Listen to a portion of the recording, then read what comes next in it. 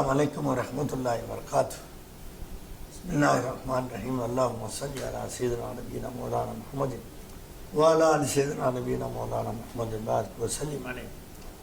அன்பர்களே, நண்பர்களே, தோழர்களே, தாய்மார்களே, சகோதரிகளே, பெரியோர்களே, ஞானவான்களே, உலமாக்களே, உரஃபாக்களே, இந்த ரமலான் மாசத்துல மனுஷனுடைய ஹல்க் அல்லாஹ் படைச்ச சிருஷ்டிகளை பற்றி நம்ம பேசுகிறோம். மன் அரஃப நஃப்ஸஹு ஃபக்கத் அரஃப ரப்பஹு. ஹதரத் அலி சொன்னாங்க ஹதீஸ் ஷரீஃபில், தன்னை அறிந்தவன் தன் ரப்பை அறிவான். பார்த்தீங்களா, தன்னை அறிந்தவன் தன் ரப்பை அறிவான். என்ன அழகான வார்த்தை. நம்ம கண்ணாடிக்கு முன்னால் போய் நின்றா என்ன அழகான நெற்றி புருவம், என்ன அழகான கண் விழி பார்வை கருப்பு, அப்படியே பார்க்கறதுக்கு அழகான விழி அப்படியாட்டு போடிட்டு இருக்குது.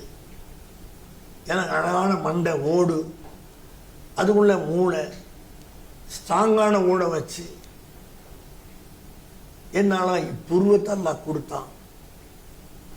அது கண்ணை உள்ள வச்சு அல்லாத்தால ஆரங்களும் உள்ள செலுத்தி அடிக்கடிப்பட்ட கண்ணுக்கு கேடு வராமல் இருக்கிறதுக்காக பாதுகாப்புக்காக என்ன மாதிரி வச்சிருக்கிறான். நெத்திய சுற்றி இந்த கண்ணங்கள் இவ்வளவு அழகா வச்சிருக்கிறான். இங்க பாருங்க மலை மாதிரி எலும்பு இருக்கு, இங்க பாருங்க இல்லை. இங்க எலும்பு இருந்தா நம்ம சிரிக்க முடியாது, வாய் விட்டு சிரிக்க முடியாது. அதனால இங்க வச்சான், அது கண்ணை பாதுகாக்கிறது. இங்க வைக்கல, நாம கலகலப்பா வாழ்றதுக்கு. இப்படி நாடுல எலும்பு பார்த்தீங்களா எப்படி வச்சுக்க, இந்த சைடுல இப்படி காதை ஃபிக்ஸ் பண்ணிக்கிறான். என்ன மாதிரி அந்த காது இருக்கு, எப்படி அதுல ஹேர் பாஸ் போகுது.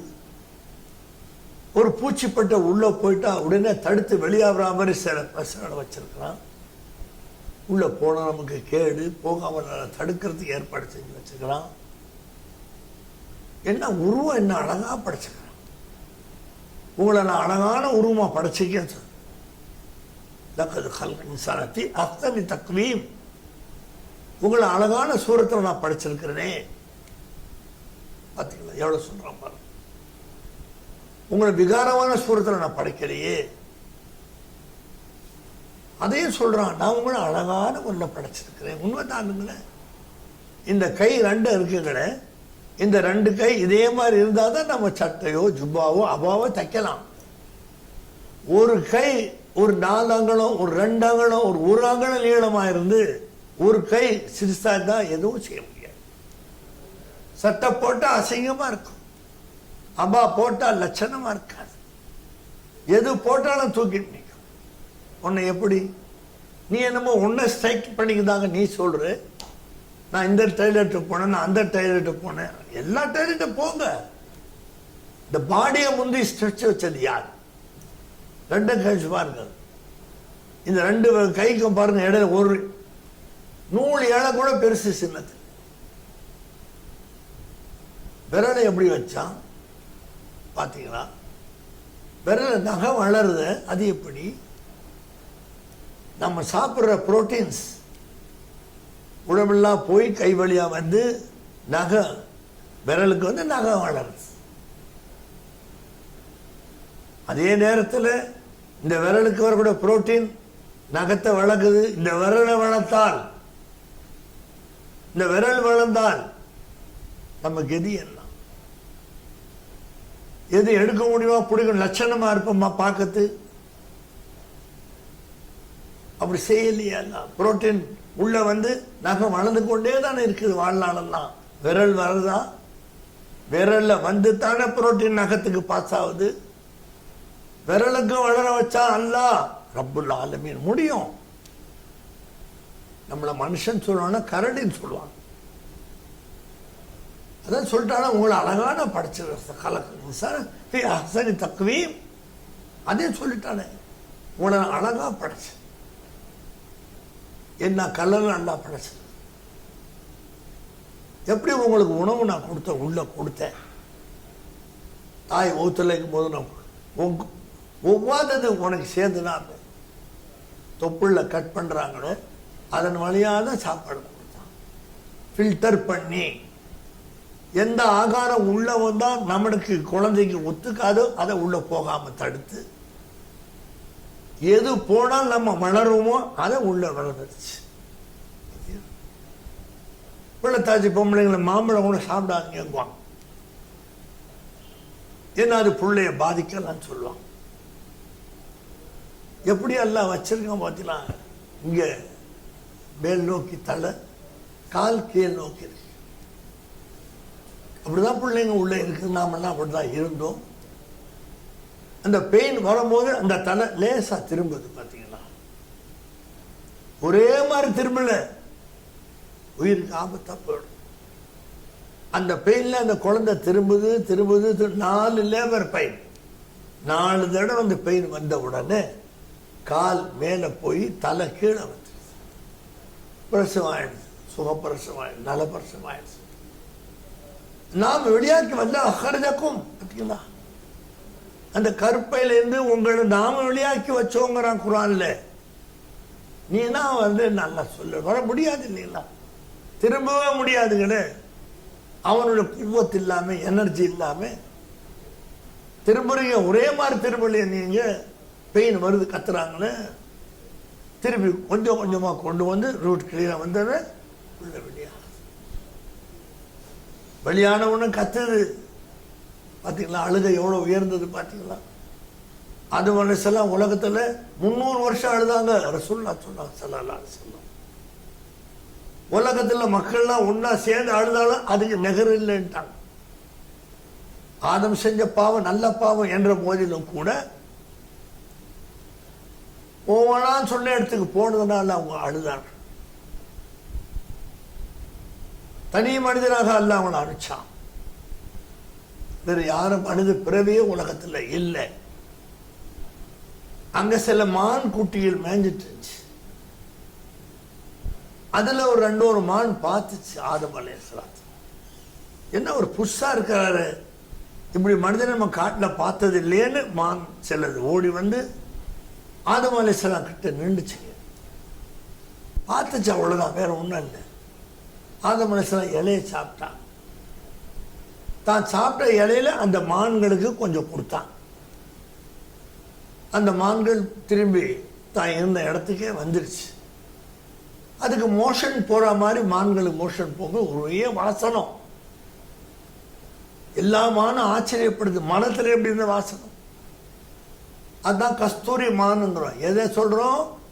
ஆதம் அலைஹிஸ்ஸலாம் துன்யாவில் இறக்கப்பட்ட பிறகு தனியாக இருக்கும்போது சில மான்கள் வந்து அவங்களுக்கு ஒரு ஆறுதல் சொல்ல வந்த இடத்துல அவங்க சாப்பிட்ட இலைய கொஞ்சம் அவங்களுக்கு கொடுத்தாங்க, அந்த மான் குட்டிகள்.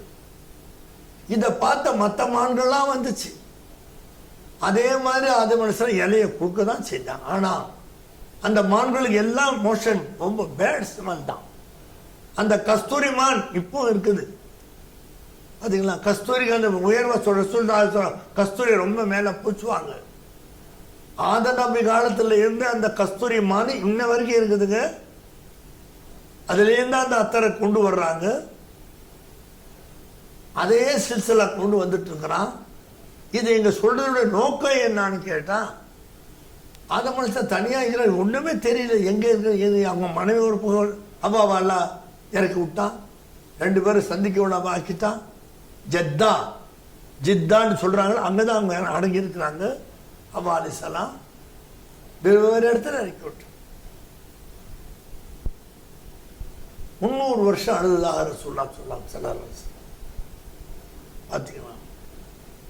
அழுது அழுது அழுது அழுது வந்தாங்க. கடைசியில் ஹவ்வா அலைஹிஸ்ஸலாமோ அவங்க அழுவல, அவங்க மன்னிப்பு கேட்கல. ஆதம் அலைஹிஸ்ஸலாம் தூண்டுனாங்க, அந்த பழத்தை சாப்பிடுங்க சொன்னதுனால அவங்களுக்கு மாதாந்த ருது, மாதவிடா பெண்களுக்கு வந்துச்சு அந்த கஷ்டம். அதனால 2வது பிரசவ வலி. இது 2 தண்டனை அல்லாஹ் கொடுத்தா. உம்மா அலைஹிஸ்ஸலாம் வாப்பா ஆதம் அலைஹிஸ்ஸலாத்தை அந்த மரத்துக்கிட்ட போகும் அல்லாஹ் அவளா தக்கர்ப ஹாஜி சஜரா தடுத்த மரத்துக்கிட்ட போகும்னு உம்மா சொன்னதுனால உம்மா வழி வந்த பெண்களுக்கு 2 தண்டனை. நிக்காது தானா வயசுக்கு வந்தோன்னு வந்துடும் அந்த ருது. அவங்க செஞ்சதுனால தான் பாப்பா போனாங்க. உம்மா அழுவல, மாப்பா தான் அழுது. பெண்களுக்கு அறபுத்தி ஹதீஸ்ல வருது. ரசூலுல்லாஹ் சொன்னாங்க, அதிகமா நீங்க பெண்கள் பேச்சு கேட்காதீங்க, பின்னால கை சேதப்படுவீங்க. ரசூல் ஸல்லல்லாஹு அலைஹி வஸல்லம் கேளுங்க, அவங்களோட சொல்ல கேளுங்க, அனுசரிச்சு வாழுங்க, அன்பா பிரியமா நேசமா வாழுங்க.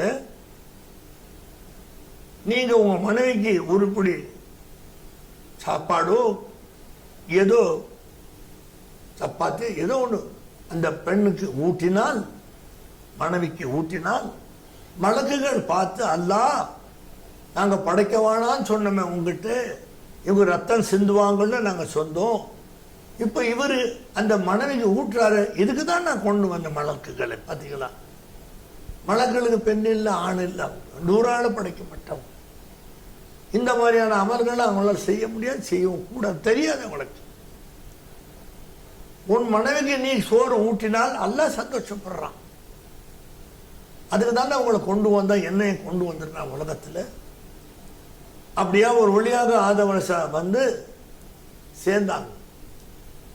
சஃபா மர்வா சொல்றோம் பார்த்தீங்களா, ஹஜ்ஜில் உம்ராவுல சஃபா அங்க வந்து நின்றாங்க. அந்த குன்றத்துல ஆதம் அலைஹிஸ்ஸலாம் நிக்கிறாங்க.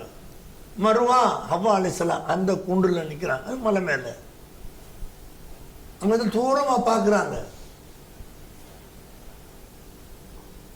அப்படி நெருங்கி அரஃபா அங்க வந்து 2 பேரும் சந்திச்சாங்க. அரஃபான்னா அறிந்தவர். பாத்தீங்களா, அது வரைக்கும் ஆதம் அலைஹிஸ்ஸலாம் மாரிஃபா கிடையாது. மனைவியா தான் பார்த்தாங்க. மனைவி கூட அல்லாஹ் சேர்த்து பார்க்கல. மாரிஃபான்னா மனைவி கூட அல்லாஹ், மாப்பிள்ளை கூட அல்லாஹ், புள்ள கூட அல்லாஹ், எல்லாம் கூட அல்லாஹ். அதுக்கு பேர் மாரிஃபா. அந்த இல்மை கை விட்டு தான் இன்னைக்கு உலகம் போல முனி சந்தியில நிக்கிறானுங்க. பெரிய பெரிய ஆள்லாம் சந்தையில் எனக்கு அவசரப்படுறான், செத்து மடியிறான், எவனோ காலில் போய் உழுவுறான். அந்த இல்மை இல்லாம அல்லாஹ் குர்ஆன்ல சொன்னா, யஹூதி நசாரா கூட நீ கூட்டாளி ஆக்காதே அப்படின்னு குர்ஆன்ல அல்லாஹ் சொன்னான், நபி சொன்னாங்க. யஹூதி நசாரால் கூட நீ கூட்டு வச்சுக்காதே. நீ வச்ச இப்போ என்ன கதியான உன் கண் முன்னால எத்தனை பச்சை குழந்தை எரிஞ்சு சாம்பலா செத்துச்சு. நீ அரபின்னு பேர் தடி மார்த்தடி விழாவுரு. உன் பாஷா அரபி தான் இல்லைன்னு சொல்லல. உன் கண்ணு முன்னால அந்த அரபி பெண்கள் என்ன பதுவா செஞ்ச அட பாவீங்களே, நீ எங்கடா இருக்கிறீங்க, எங்க பிள்ளையெல்லாம் கொண்டு குளிக்கிறாங்களா, உள்ள பிறகுது அதுல பம்பாட் பண்ணி சாவடிக்கிறாங்களா, நீங்க எங்கடா இருக்கிறீங்கன்னு கேட்டு பத்வா செய்யறாங்க. இந்த ஆளுங்க உல்லாசமா வாழ்ந்துட்டு இருக்காங்க. எவ்வளவுதான் நீ வாழுவ உல்லாசமா? உனக்கு ஒரு முடிவு இருக்கா இல்லையா? நிச்சயமா இருக்கு, சத்தியமா இருக்கு. காரணம் என்ன? அவங்க கூட உற வச்சுக்காதுன்னு கூட சொல்லுது யஹூதி நசாரா கூட. நீ வச்ச இன்னைக்கு அந்த கதி ஆயிட்டு. நீ ஓதி படிச்சுக்கிற உன் பாஷை குரான், இப்ப எப்படி வச்ச நீ? அதுக்கு மாறு செஞ்சாதான் இன்னும் தண்டனையே கொடுக்குறான் தான். அதனால குரானை நீங்க தெரியாவிட்டாலும் புரியாவிட்டாலும் எங்கனால பிரச்சனை ஏதாவது நடத்தினாங்க கேட்டுக்கங்க, என்ன அல்லாஹ் சொல்றான். ஏன் அவங்க 2 பேரோட கூட்டாளி வைக்க வேணான்னு அல்லாஹ் சொன்னா?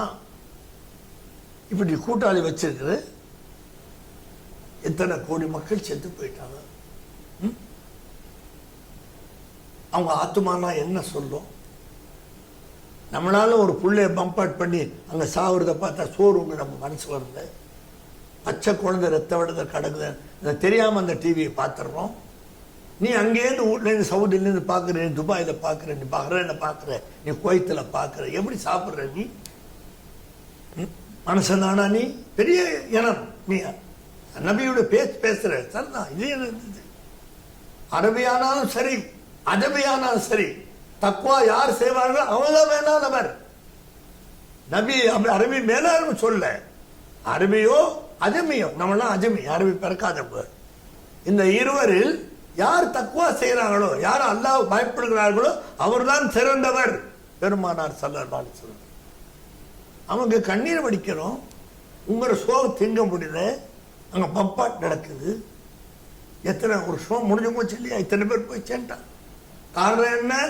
அல்லாஹ் சொன்னதை நீ கேட்கல, யஹூதி நசாரா கூட நீ உறவு வைக்காதேன்னு குரான் அல்லாஹ் சொன்னா, மீறி நீ வச்ச ஒன்னே விட மாட்டான். இடையில துபாயை தாக்கத்துக்கு ஸ்டார்ட் பண்ணா இஸ்ரேல், எல்லாரும் சேர்ந்து கட்டுப்பட்டாங்க. இஸ்ரேல் ஒரு பெரிய குரு மாதிரி உள்ள ஒரு துபாயில இறந்து போனார். அதுக்கு யார் காரணம் சொல்லிட்டு பம்ப் அவுட் பண்ண வந்தார். எல்லாம் ஒன்னா சேர்ந்தாங்க. செஞ்சிடாதப்பா கெஞ்சினாங்க. அச்சா அன்னைக்கு துபாய் கிடையாது.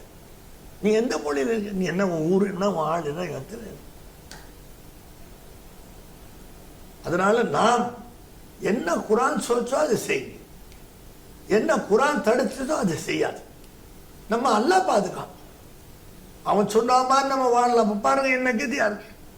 எல்லா மக்களும் அவஸ்தப்படுறாங்க. முஸ்லீம் இல்லாத மக்கள்லாம் கூட அழுகுறாங்க.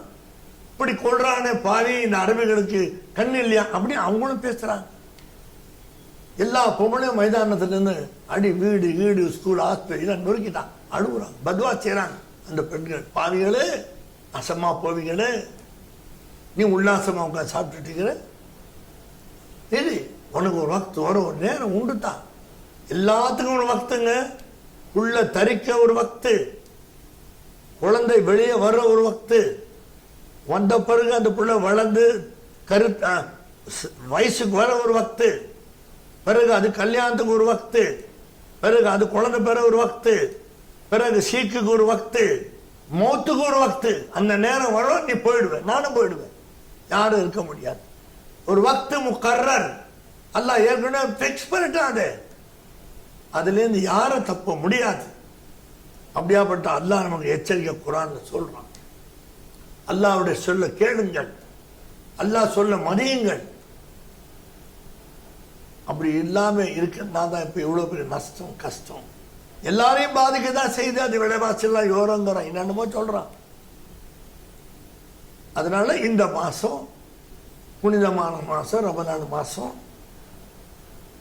நல்ல வசதி வாய்ப்பு உடல் ஆரோக்கியமா உள்ளவங்களுக்கு தான் அல்லாஹ் சொல்றான். பிரசவ ஏறி வைக்க வேண்டியதில்லை, பார்த்தீங்களா? கேஸ்ட்ரிக் பேஷண்ட் வைக்க வேண்டியதில்லை, சுகர் பேஷண்ட் வைக்க வேண்டியதில்லை, பிரயாணத்தில் உள்ளவங்க வைக்க தேவையில்லை, உள்ள பெத்தா இந்த பிள்ளை வைக்க தேவையில்லை. எவ்வளோ சலுகை கொடுக்குறான் பார்த்தீங்களா? பிரயாணத்தில் நீங்கள் போனால், இங்கே மெட்ராஸ் போனால் நோம்பு வைக்காதீங்க, உங்களுக்கு சிரமமாக இருக்கும். போய் பிறகு நீங்கள் வந்து அந்த நோம்பு கலா செஞ்சுக்கோங்க. இவ்வளோ ருசத், இவ்வளோ சலுகை அல்லாஹ் கொடுத்து நோம்பு வைக்க சொல்கிறான் பார்த்தீங்களா? ஒரு மஜூசின்னா நெருப்பை வணங்குறவன். ஒவ்வொரு மக்கள் ஒவ்வொன்றும் வணங்குற மாதிரி மஜூசின்னு அரபியில் சொன்னா நெருப்பையே தெய்வமாக வணங்கக்கூடியவர். அந்த மஜூசியை ஒரு ஆலிம் கனவுல பார்க்கிறாரு, பக்தாதுல சொர்க்கத்தில் இருக்கிறார். உடனே இந்த ஆலிம் கேட்டார், நீ மஜூசி ஆச்சப்பா, நீ நெருப்பை வணங்குறது நானே பார்த்துருக்கிறேனே, நீ எப்படி சொர்க்கத்துக்கு வந்தேன்னு கேட்கும் போது அந்த ஆள் சொல்றான், இதுக்கு ஆலமே மிசால். நான் பேசுற சப்ஜெக்டுக்கு பேர ஹெட்லைன் ஆலமே மிசால் தமசுலாத். அது உங்களுக்கு தெரியவே உங்களுக்கு வாழ்க்கையில புது செய்தி தான், நம்மளுக்கு ரொம்ப பழசு. அப்போ அந்த மஜூசி சொல்றார், என் மகன் முஸ்லீம்கள் நோன்பு வச்சுட்டு இருக்கும்போது மாலை நேரத்தில் 5 மணி 5:30 மணிக்கு பராட்டா சாப்பிட்டான். வந்தவனும் ஒரு அரை அரிஞ்சு ரொட்டியை பிடி வெளியில போட்டேன். அவங்க நோம்பு வச்சிருக்கான், எப்படா சாப்பிட்டேன் அப்படிதான் நான் கேட்டேன். அந்த மஜூசி சொல்றான் அந்த ஆலிம்கிட்ட, அதுக்காக நான் மௌத்தாம் போது உள்ள அழகான சூரத்தை பார்த்தேன், நான் அது வரைக்கும் பார்த்ததில்லை, அதுலேருந்து வந்துச்சு, சொல் லா இலாஹ இல்லல்லாஹ் சொன்னேன், என்ன அல்லாஹ் சொர்க்கத்தை வச்சுட்டான். நீ துப்டி போட்டு புர்கா போட்டுட்டு பேங்க்ல போய் காசு பணம் எடுத்துக்கிட்டு அவன் அங்கே போய் சாகுறான், துபாயில் கஷ்டப்படுறான், ரத்த வேறு வெடிக்கிறான், உட்காந்து உல்லாசமா வந்து சர்பத்தை பப்ளிக்ல குடிக்கிறேன். ஒழிச்சு கூட மறைச்சு குடிக்கல, நீ பப்ளிக்ல ஜூஸ் குடிக்கிற. காசு திமிரு தானே, அந்த திமிரு தானே குடிக்குது. என்ன ஆகும், திடீர்னு அல்லாஹ்தால வறுமை ஏழ்மையை போட்டு அவனுக்கு ஒரு மஜூசி நெருப்ப வணங்கணுமே சொர்க்கத்தில் இருக்கிறான்.